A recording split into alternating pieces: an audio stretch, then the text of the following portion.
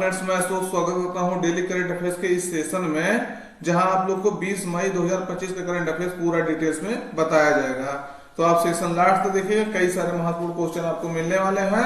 ये इसका पहला क्वेश्चन देखिएगा, इसका आंसर आप बताइए। अभी हम इसको पूरा डिटेल्स में आपको बताते हैं। तो शुरुआत करते हैं आज के पहले क्वेश्चन के साथ, और सेशन बहुत महत्वपूर्ण होने वाला है, लास्ट तक देखिएगा। पहला कह रहा है, प्रथम सागर माथा संवाद किस देश में हुआ जिसमें भारत के जो है केंद्रीय पर्यावरण मंत्री ने भाग लिया। तो अभी आपको बताना है, इसे पहली बार ऐसा हो रहा है जो सागर माथा संवाद है। तो ये पहली बार हुआ, और कहाँ हुआ, किस देश में हुआ, जिसमें भारत के पर्यावरण मंत्री हैं जो भूपेंद्र यादव जी, वो वहां जो पार्टिसिपेट किए थे, वहां अपना संबोधन जो है दिए थे, संबोधित किए थे सभा को। तो भारत, नेपाल, भूटान, तजाकिस्तान, तो कहा ये जो है प्रथम सागर माथा संवाद हुआ। तो सही उत्तर आपका रहेगा नेपाल की राजधानी काठमांडू में जो है ये सम्मेलन जो है हुआ है, या संवाद हुआ है। कहाँ हुआ है? नेपाल की राजधानी काठमांडू में हुआ है। तो याद रखना है, ये आपके लिए महत्वपूर्ण है। तो केंद्रीय पर्यावरण मंत्री जो भूपेंद्र यादव जी हैं वर्तमान में, उन्होंने नेपाल में प्रथम सागर माथा संवाद को संबोधित किया, जिसमें क्या है, हिमालय पर ध्यान केंद्रित करते हुए नाजुक पर्वतीय पारिस्थितिकी तंत्र की जो है रक्षा के लिए 5 सूत्रीय वैश्विक कार्य योजना प्रस्तुत की गई। यानी जब ये सागर माथा संवाद हो रहा था, पहली बार वो भी सागर माथा ये संवाद हो रहा था, तो वहां ये जब गए तो हिमालय पर ध्यान केंद्रित करते हुए नाजुक जो पर्वतीय जो पारिस्थितिकी तंत्र है उसकी रक्षा के लिए 5 सूत्री जो है वैश्विक कार्य योजना प्रस्तुत किया गया है। यहाँ कहा? सागर माथा संवाद में। तो यह कार्य योजना क्या है अभी, और 5 सूत्री जो है योजना शुरू किया गया है, इसको भी बताते हैं पूरा। और ये पहले एक कार्य योजना क्या है इसको देखिएगा। तो यह वैश्विक स्तर पर विशेष रूप से हिमालयी क्षेत्र में, कहा? हिमालयी क्षेत्र में। आप जानते होंगे हिमालय क्षेत्र में जो है कितना पारिस्थितिकी जो है नाजुक है, कितना जो है दुर्बल होती जा रही है। तो उसको जो है संरक्षित करने के लिए यह जो है ऐसे जो है संवाद होते रहते हैं।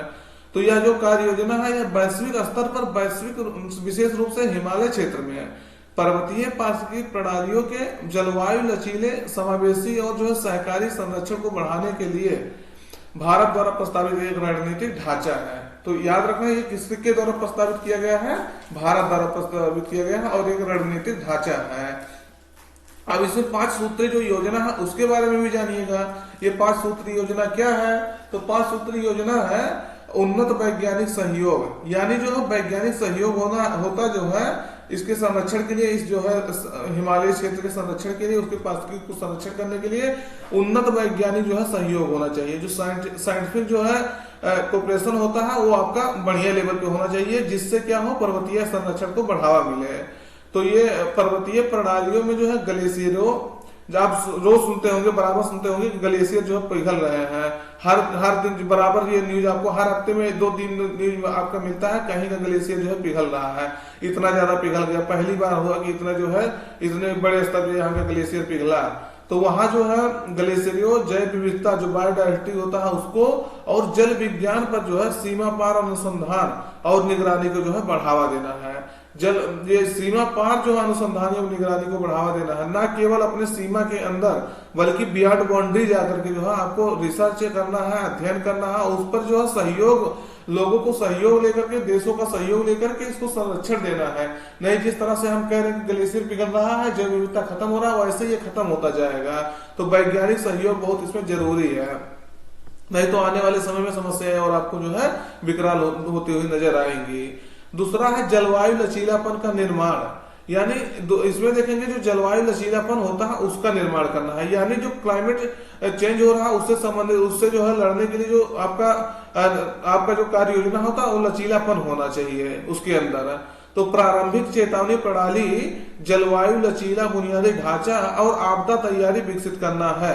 यानी जो है चेतावनी प्रणाली भी आपका बहुत बेहतर होना चाहिए, पूर्व ही चेतावनी जारी कर देना चाहिए हर चीज के लिए। और जलवायु लचीला बुनियादी ढांचा होना चाहिए। जो जलवायु, आप जानते हो कि क्लाइमेट चेंज हो रहा है, तो अगर आपका इंफ्रास्ट्रक्चर जो है उस लेवल पे नहीं रहेगा कि इसको जो है सहन कर सके, तो वो भी आपके लिए जो है नुकसान करेगा। और आपदा तैयारी जो है विकसित करना, इसका जो है दूसरे का उद्देश्य होगा जलवायु लचीलापन का निर्माण करना। दूसरा इसमें 5 सूत्री कार्य में दूसरा जो है कार्य योजना है। तीसरा में देखेंगे, तीसरा में कह रहे पर्वतीय समुदाय को जो है सशक्त बनाना, यानी स्थानीय ज्ञान और आजीविका को जो है जलवायु नीतियों में शामिल करना तथा हरित रोजगार और टिकाऊ पर्यटन को जो है बढ़ाना। तो यानी पर्वतीय समुदाय को जो है सशक्त बनाना। अगर पर्वतीय समुदाय सशक्त नहीं होंगे तो वहां जैसे मान लीजिए अभी आप जो है किसी पर्वतीय क्षेत्र में, जान लीजिए हिमाचल प्रदेश घूमने गए, पर्वतीय क्षेत्र है, अपने देश का उदाहरण लेके बता रहा हूँ। अगर वहां के लोकल लेवल पे जो कम्युनिटी है उनको आप नहीं सशक्त बनाएंगे, उनको आजीविका नहीं देंगे, तो कोई जो है ऐसा कार्य करेंगे जिससे जो है रोजगार पैदा हो सकता है, उस रोजगार पैदा करने के उपलक्ष्य में वो जो है पर्यावरण को ज्यादा से ज्यादा नुकसान करे। तो वही कह रहा है स्थानीय ज्ञान और आजीविका को जो है जलवायु नीतियों में शामिल करना। तो जो स्थानीय ज्ञान होगा उसको शामिल करेंगे, जो बेरोजगारी है उसको भी इसमें शामिल करना कि कैसे इसमें जो है रोजगार भी आपको प्रोवाइड किया जा सकता है, तथा हरित रोजगार से संबंधित और टिकाऊ पर्यटन को जो है बढ़ावा देना। तब जाकर के आपका जो है जो पारिस्थितिक तंत्र है पर्यावरण का वो आपका संरक्षित हो पाएगा, बायोडाइवर्सिटी आपका जो है बच पाएगा। अगला है चौथा इसमें कार्य योजना में हरित वित्त उपलब्ध कराना, यानी जो है वित्त आपका जो होता है वो हरित विकास के लिए वित्त उपलब्ध कराना होगा, सस्टेनेबल डेवलपमेंट के लिए। तो विकसित देशों से जो है पर्याप्त और पूर्वानुमानित जलवायु वित्त की जो है मांग करना, जो कि यूएनईएफसीसी और पेरिस समझौते के दायित्वों के अनुरूप हो। यानी जो विकसित, जैसे क्या होता है विकसित देश जो है ज्यादा पर्यावरण को प्रदूषित किए हैं, ये सब आप जानते होंगे। तो इसको जो है कह रहा है कि विकसित देश जो है उसको पर्याप्त और पूर्वानुमानित जलवायु वित्त की मांग करना उनसे, कि आप जो है दीजिए कि हाँ जो विकसित देश है उस ज्यादा एनवायरमेंट को प्रदूषित किए हैं, ज्यादा जो है हर चीज ज्यादा जो है उत्सर्जित किए हैं, तो अभी वर्तमान समय में उनको जो है पैसा देकर के वो जो है उसका अपने दायित्व को पूरा कर सकते हैं। जो United nation framework convention on climate change है और पेरिस समझौता है उसके दायित्व के अनुरूप इसको जो है पूरा करना है। अगला पांचवा है पर्वतीय परिप्रेक्ष्य में जो है मान्यता देना। तो इसमें क्या है, सुनिश्चित करना कि पर्वतीय मुद्दों को जो है वैश्विक जलवायु वार्ता, सतत विकास लक्ष्य और विकास वित्त जो है स्रोतों में एकीकृत किया जाए। तो इसको भी आपको इसमें शामिल करना है। तो ये आपके लिए बहुत महत्वपूर्ण था, ये आप इसको ध्यान रखना है। कहाँ हुआ है सागर माथा संवाद, तो आपका नेपाल के काठमांडू में हुआ है। तो ये आपसे पूछा जा सकता है मतलब भारत से कौन पार्टिसिपेट किया था, तो ये भी आपके लिए महत्वपूर्ण है। अगला क्वेश्चन हम लोग देखते हैं। अगला कह रहा है विश्व मधुमक्खी दिवस वर्ल्ड बी डे कब मनाया जाता है। तो ये आपका दिवस कब मनाया जा रहा है ये आपको बताना है। पहला कह रहा है 19 मई, 20 मई, 18 मई, 16 मई। तो हम लोग जो है आज यानी 20 मई को यह दिवस मना रहे हैं। तो ये आपको ध्यान रखना है, विश्व मधुमक्खी दिवस जो है कब मनाया जाता है, 20 मई को मनाया जाता है। तो इसको देखते हैं। यह दिवस जो है मधुमक्खियों और अन्य परागणों की भूमिका पर जो है ध्यान केंद्रित करने के लिए मनाया जाता है। आप जानते हो कि मधुमक्खियां कितनी जो है महत्वपूर्ण भूमिका निभाती हैं। हो सकता है कई लोग को लगे कि बी जो है, बी मतलब मधुमक्खी, ये हमारे इन्वायरमेंट के लिए, हमारे जो है संतुलन के लिए, पर्यावरण के ये जरूरी नहीं है। लेकिन ये जान लीजिएगा जिस दिन मधुमक्खी खत्म हो जाए, मक्खियां खत्म हो जाए, उसके कुछ ही वर्ष जो है बाद हमारा अस्तित्व भी खत्म हो सकता है। तो ये बहुत महत्वपूर्ण भूमिका निभाते हैं हमारे एनवायरमेंट में। तो ये जो परागकण होते हैं इनकी भूमिका पर ध्यान केंद्रित करने के लिए यह दिवस मनाया जाता है, जो खाद्य सुरक्षा यानी फूड सिक्योरिटी और जैव विविधता के लिए महत्वपूर्ण है। देखिए क्या करना है, ये आपका फूड सिक्योरिटी भी प्रोवाइड करता है और बायोडाइवर्सिटी को भी जो है मेंटेन करता है। कौन, बी। तो ये आपके इन्वायरमेंट के लिए जो है बहुत महत्वपूर्ण है। थीम क्या है, be inspired by natures to nourish us all, यानी क्या कहेंगे इसको, प्रकृति से प्रेरित मधुमक्खियां हम सभी का पोषण करती हैं। तो इस थीम के तहत इसको जो है मनाया जा रहा है, ये आपको ध्यान रखना है। Be inspired by nature to nourish us all, तो यानी प्रकृति से प्रेरित मधुमक्खियां हम सभी का पोषण करती हैं, इस थीम के तहत इसको मनाया जा रहा है। ये देखेंगे आप, बी आपका वर्ल्ड बी है। वर्ल्ड बी हम लोग वर्ल्ड बी मना रहे हैं, कब मना रहे हैं, 20 मई को मना रहे हैं। अगला दिवस हम लोग एक दिवस और मना रहे हैं। कौन सा दिवस मना रहे हैं, अंतरराष्ट्रीय मानव संसाधन दिवस, यानी इंटरनेशनल ह्यूमन रिसोर्स डे। कब मना रहे हैं, 20 मई को मना रहे हैं। अब ये क्यों मनाया जाता है, आप जानते हो कि मानव कब तक जो है, मानव एक संसाधन है, क्या आपको पता नहीं है ये चीजें, मानव एक संसाधन के रूप में कार्य करता है। तो वही कह रहा है कि मानव को संसाधन के रूप में और विकसित करने के लिए ये दिवस मनाया जाता है कि कैसे मानव को और जो है संसाधन के रूप में यूज किया जा सकता है। जैसे मानव को, अगर मानव है वो अगर बीमार है, उसको एजुकेशन नहीं मिला है, पहले नंबर उसका हेल्थ अगर सही नहीं है, उसका एजुकेशन नहीं सही है, उसका मतलब हर चीज जो है सही नहीं है, तो ये क्या होगा, आपका मानो जो है एक क्या बन जाएगा, लायबिलिटी बन जाएगा, जिम्मेदारी बन जाएगा, दायित्व बन जाएगा। लेकिन यही मानो अगर इसको अच्छा स्किल दे दिया जाए, क्या दे दिया जाए, स्किल दे दिया जाए, मतलब एजुकेशन पहले दिया जाए, स्किल दे दिया जाए, उसका हेल्थ जो है मेंटेन कर दिया जाए, तो मानो क्या होगा, अगर हेल्थ इसका मेंटेन कर दिया तो एक मानो रिसोर्स बन जाएगा, एक संसाधन बन जाएगा, जिससे आप जो है क्या होगा, देश के जीडीपी में ये योगदान करेगा, देश जो है देश की ग्रोथ में ये पार्टिसिपेट करेगा। तो वही कह रहा, मानव को जो है मानव संसाधन बनाने में कैसे महत्वपूर्ण भूमिका और निभाया जा सकता है, उसके लिए यह दिवस मनाया जाता है। तो यह दिन जो है मानव संसाधन विभाग को महत्व देने और मानव संसाधन पेशेवरों को जो है योगदान का सम्मान करने के लिए यह मनाया जाता है। थीम क्या है, मानवीकरण एआई यानी आर्टिफिशियल इंटेलिजेंस, एक साथ बदलाव का नेतृत्व करना, यानी humanising AI, humanising artificial intelligence, leading the change together, मतलब एक साथ जो है, साथ साथ जो है बदलाव का नेतृत्व करना, ये आपको ध्यान रखना है। इस थीम के तहत इसको मनाया जा रहा है। अगला क्वेश्चन है, एक देश एक धड़कन पहल की शुरुआत किस मंत्रालय द्वारा किया गया है? तो यह एक देश एक धड़कन पहल है, ये किस मंत्रालय द्वारा शुरू किया गया है, ये आपको बताना है। संस्कृति मंत्रालय शुरू किया है कि रक्षा मंत्रालय या विदेश मंत्रालय या शिक्षा मंत्रालय? तो किसके द्वारा शुरू किया गया है? सही उत्तर आपका रहेगा ये संस्कृति मंत्रालय द्वारा जो है शुरू किया गया है। तो ये बातें आपको ध्यान रखना है। एक देश एक धड़कन पहल जो है इनिशिएटिव किसके द्वारा शुरू किया गया है? संस्कृति मंत्रालय द्वारा। ये 100 दिन का इनिशिएटिव होने वाला है। और ये आपका जो ऑपरेशन सिंदूर चलाया गया है, क्या चलाया गया है? ऑपरेशन सिंदूर। इससे हमको लग रहा है सब लोग अच्छे तरीके से परिचित होंगे। पाकिस्तान में जो है आतंकवादी ठिकानों को निशाना बनाने के लिए, आतंकवादियों को जो है आतंकवादियों को नस्तनाबूद करने के लिए, उनके ठिकानों को नस्तनाबूद करने के लिए ऑपरेशन सिंदूर चलाया गया था। और तो ये आप जानते होंगे जो हमारे यहाँ हमला हुआ था पहलगाम में, उसके दोषियों को जो है बख्शने, उसको दोषियों के लिए जो है सजा देने के लिए ये ऑपरेशन चलाया गया था। तो ये आपको ध्यान रखना है। तो उसके कारण से जो ऑपरेशन सिंदूर चलाया गया, उसके बाद जो देश में माहौल बना, आप देखते हो कितना जो है लोगों के अंदर लोगों के अंदर कितना राष्ट्रगान का जो है भावना पैदा हुआ था, जो है राष्ट्रीय भावना पैदा हुआ था। उसके कारण से ये कहा गया कि देश भर में और राष्ट्रीय एकता को बढ़ावा देने के लिए पूरे देश में ये ऑपरेशन सिंदूर का जश्न मनाने के लिए, उनको ऑपरेशन सिंदूर के बारे में लोगों को बताने के लिए पूरे देश भर में यह दिवस मनाया जाएगा। पूरे देश भर में यह दिवस नहीं मनाया जाएगा, पहल जो है आपका शुरुआत किया जाएगा। तो पूरे देश भर में यह जो है इसका वो बताया जाएगा कि हाँ इसका क्या प्रभाव था, क्यों मनाया गया था पूरा। तो ये आपको ध्यान रखना है। तो संस्कृति मंत्रालय द्वारा जो है एक देश एक धड़कन पहल 100 दिनों तक चलाया जाएगा। और इसके तहत जो है ऐतिहासिक धरोहरों जो हिस्टोरिकल मॉन्यूमेंट्स हैं उसको तिरंगे की इमेज से जो है सजाया जाएगा। किसको? जो ऐतिहासिक धरोहर है, जैसे मान लीजिए आपका ताजमहल हो गया, और उसके बाद जो है ताजमहल हो गया, अकबर का किला हो गया इलाहाबाद में, तो ये सब आपके हिस्टोरिकल जो है मॉन्यूमेंट्स हो गए। इस सबको जो है तिरंगे के से सजाया जाएगा। और इसका नेतृत्व जो है भारतीय पुरातत्व सर्वेक्षण विभाग जो है यानी आर्कोलॉजिकल सर्वे ऑफ इंडिया द्वारा किया जा रहा है। तो 100 दिन का ये अभियान होने वाला है, ये जो है पहल होने वाला है। आर्कोलॉजिकल सर्वे ऑफ इंडिया जो है, जो किसके अंतर्गत कार्य करता है? संस्कृति मंत्रालय के अंतर्गत कार्य करता है। ये इसको जो है पूरे देश में लीड करेगा, इसका नेतृत्व करेगा।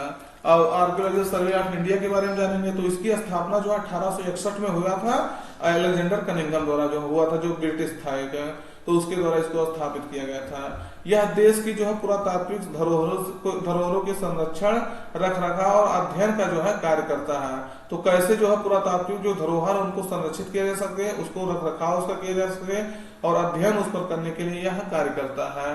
न्यू दिल्ली में इसका जो है हेडक्वार्टर है, ये भी आपको ध्यान रखना है। अगला क्वेश्चन हम लोग देखते हैं, पुष्कर कुंभ मेला 2025 कहाँ पर जो है आयोजित किया जा रहा है? तो ये पुष्कर कुंभ मेला जो है कहाँ आयोजित किया जा रहा है, इसको बताना है। तो आपका सही उत्तर आपका रहेगा इसमें से माड़ा जो है, इसमें इसको मनाया जा रहा है। और माड़ा कहाँ है? आपके उत्तराखंड में। तो ये जो आपका उत्तराखंड में, तो ये आपका जो है, ये आपका पुष्कर कुंभ मेला जो है, जो कुंभ नॉर्मल लगता है वो आपका कुंभ नहीं है। पुष्कर जो है अलग मेला है जो 12 वर्षों में आपका लगता है। तो इसके बारे में डिटेल्स हम लोग देखते हैं। उत्तराखंड के माणा या माना कह लीजिए गांव में 15 से लेकर के 25 फरवरी 15 से लेकर के 25 मई 2025 तक पुष्कर कुंभ मेला का आयोजन किया जा रहा है। कौन से मेला? पुष्कर कुंभ मेला का। उद्घाटन इसका कौन किया? तो पुष्कर सिंह धामी जो वहां के सीएम है उन्होंने इसका उद्घाटन किया है इस मेले का। और इसकी शुरुआत जो है बद्रीनाथ के पास जो है माणा गांव में केशो प्रयाग में जो है होता है। हर 12 साल में इसका आयोजन होता है मेले का। तो यह मेला 12 सालों बाद आयोजित किया जाता है। और जब बृहस्पति ग्रह जो है मिथुन राशि में प्रवेश करता है तब इसका आयोजन किया जाता है। कौन सी ग्रह? बृहस्पति ग्रह या गुरु ग्रह जो है मिथुन राशि में प्रवेश करता है तब यह मेला का आयोजन आपका किया जाता है।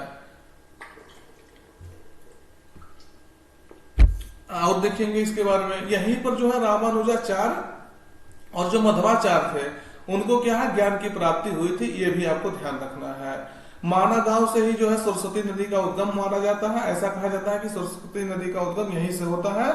और ऐसा भी माना जाता है कि वेद व्यास ने जो है यहीं पर महाभारत की रचना भी की थी। और केशव प्रयाग में जो है अलकनंदा और सरस्वती नदी का संगम भी माना जाता है। ये भी आपको ध्यान रखना है। यानी ये हिस्टोरिकल जो है हिस्टोरिकल भी इंपॉर्टेंस इसका है अपने आप में जो है माणा का जो है हिस्टोरिकल भी इंपॉर्टेंस है। अगला है कह रहा 10वीं कक्षा के लिए जो है रोबोटिक्स यानी रोबोट से संबंधित जितनी शिक्षा है उसको अनिवार्य करने वाला पहला राज्य कौन बन गया है? तो 10वीं कक्षा के लिए रोबोटिक्स शिक्षा जो है अनिवार्य कर दिया है, किस राज्य ने कर दिया है? तो सही उत्तर आपको बताना है गोवा, केरल, कर्नाटक, तेलंगाना। तो सही उत्तर आपका रहेगा केरल ने जो है केरल ने जो है ये रोबोटिक्स शिक्षा जो है अनिवार्य कर दिया है। किसने किया है? केरल ने किया है। तो ये आपको ध्यान रखना है। अब देखेंगे आप जानते होंगे हमारे देश में अगर साक्षरता कहीं सबसे ज्यादा है तो आपके कहाँ है? केरल में ही सबसे ज्यादा साक्षरता है। कहाँ है? केरल में है। तो केरल जो है शिक्षा के मामले में पहल करने वाला एक कह लीजिए बहुत महत्वपूर्ण राज्य है। कोई भी इंप्रूवमेंट करना होता है शिक्षा में या कोई भी शिक्षा से संबंधित जो है टेक्नोलॉजी में और चीजों में तो ये सबसे आगे राज्य रहता है। तो ये कहा है कि जो हाई स्कूल के सभी बच्चे होते हैं मतलब हर बच्चा, ये नहीं कि कोई इसमें जो है वो हो जाएगा कि नहीं उसको पढ़ना है। हर बच्चे के लिए रोबोटिक्स जो है अनिवार्य कर दिया। यानी आप रोबोट्स के बारे में आप जानिए वर्तमान समय में ऐसी स्थिति चल रही है रोबोट वगैरह नहीं जानेंगे तो आपके आने वाले समय में समस्याएं हो जाएंगी। तो रोबोट्स के बारे में शिक्षा अनिवार्य करने के लिए यह पहला राज्य बन गया है। कौन बना है? केरल बन गया है। कह रहा किस भारतीय अभिनेत्री को जो है दक्षिण कोरिया का ब्रांड एम्बेसडर नियुक्त किया गया है? तो ये किसको नियुक्त किया गया है? दक्षिण कोरिया का जो है ब्रांड एम्बेसडर। तो देखिएगा किसी देश के द्वारा जो अपने भारत के जो है किसी अभिनेत्री को ब्रांड एम्बेसडर क्यों बनाया जाता है? जिससे उस देश में जो है जाकर भारत से ज्यादा लोग जो है जाए और वहां जो है उनका इकोनॉमी जो है बूस्ट हो। जैसे जब जाएंगे टहलने तो वहां जाएंगे तो वहां अपना खर्च करेंगे पैसा, तो वहां से वहां के इकोनॉमी में जो है सर्कुलेशन आएगा, जिससे वहां की इकोनॉमी जो है बूस्ट होगी। तो इसको किसको बनाया गया है? हिना खान को जो है बनाया गया है। तो ये दक्षिण कोरिया का ब्रांड एम्बेसडर बनाया गया। अभी आप जानते हो कि ये कैंसर से जो है भी अपना संघर्ष कर रही हैं, तो इसको भी आपको पता होगा। तो हिना खान को दक्षिण कोरिया का ब्रांड एम्बेसडर बनाया गया है। इससे दक्षिण कोरिया के जो है पर्यटन को बढ़ावा मिल सके। तो सियोल इसकी राजधानी है, साउथ कोरिया ये आपका देश है। तो ये आपको ध्यान रखना है। 38 डिग्री पैरेलल रेखा जो है नॉर्थ कोरिया और साउथ कोरिया को अलग करता है। तो ये आपका कौन है? हिना खान है। तो इनको भी ध्यान रखना है। कहाँ की बनाई गई है? देश थोड़ा सा आपके लिए महत्वपूर्ण हो जाएगा। फिर अगला कह रहा किस राज्य सरकार ने जो है कैबिनेट बैठक पर जो है रिपोर्टिंग करने के लिए एआई एंकर अंकिता लॉन्च किया है? तो ये असम सरकार ने इसको एआई अंकिता को लॉन्च किया है। तो ये आपके लिए महत्वपूर्ण है, ध्यान रखना है। तो असम के सीएम जो है हेमंत बिस्वा शर्मा ने असम कैबिनेट पर रिपोर्टिंग करने के लिए एआई एंकर अंकिता लॉन्च किया है। अब अंकिता जो है ये धारा प्रवाह असमिया भाषा में समाचार प्रस्तुत करेंगी और बैठक के लिए जो है बैठक में लिए गए जो प्रमुख निर्णय होते हैं उनकी चर्चाओं पर जो प्रकाश डालेंगी। कौन? जो है अंकिता जी। तो अब इनका इमेज भी देख लीजिएगा। ये देखिएगा आपका अंकिता है। ये जो है आपको क्या लग रहा है कि आपका एआई है, एआई एंकर है। तो इसको आपको याद रखना है। किस तरह सरकार ने किया है? तो असम सरकार ने किया है। तो वैसे तो आपका करंट अफेयर्स आज वाला खत्म हो गया, लेकिन हम लोग जो है रिवीजन भी देख लेते हैं पिछले कल वाला से क्वेश्चन का। कह रहा पहला खेलो इंडिया बीच गेम्स जो है खेलो इंडिया बीच गेम्स का आयोजन कहाँ किया जा रहा है? तो आपके दमन और दीव में किया जा रहा है, दीव शहर में किया जा रहा है। तो याद रखना पहला है, इसलिए आपका महत्वपूर्ण हो जाएगा। डोंगरिया कोध जो है जनजाति किस पहाड़ी पर निवास करती है? तो कल पूरा बताए थे, नियामगिरी उड़ीसा में जो है ये निवास करती हैं। सिरुई लिली महोत्सव जो है आपका किस राज्य में मनाया जा रहा है? तो मणिपुर में मनाया जा रहा है, ध्यान रखना है। हाल ही में हुए दोहा डायमंड लीग में जो है नीरज चोपड़ा ने कौन सा पदक जीता था? तो सिल्वर जीता था। गोल्ड कौन जीता था? ये आपको कमेंट करके बताना है। एशियन चेस चैंपियनशिप 2025 में जो किस भारतीय ग्रैंड मास्टर ने रजत पदक जीता है? तो निहाल सरीन ने जो है जीता है रजत पदक, तो ये याद रखना है। अगला कह रहा है इलिनॉइस टेक यूनिवर्सिटी जो है एक किस देश की पहली यूनिवर्सिटी है जो भारत में अपना परिसर कैंपस स्थापित करेगा? तो ये आपका यूएसए का यूनिवर्सिटी है जो आपके भारत में मुंबई में आपका परिसर स्थापित करेगा। और विश्व स्वास्थ्य संगठन ने जो है पापुआ न्यू गिनी में जो है वायरस वाइल्ड जो है पोलियो का प्रकोप की घोषणा किया है। तो आज का सेशन यहीं पर रखते हैं। सेशन अपने मित्रों तक शेयर कर दीजिएगा, चैनल सब्सक्राइब कर लीजिएगा। फिर मिलते हैं नए सेशन में। Thank you.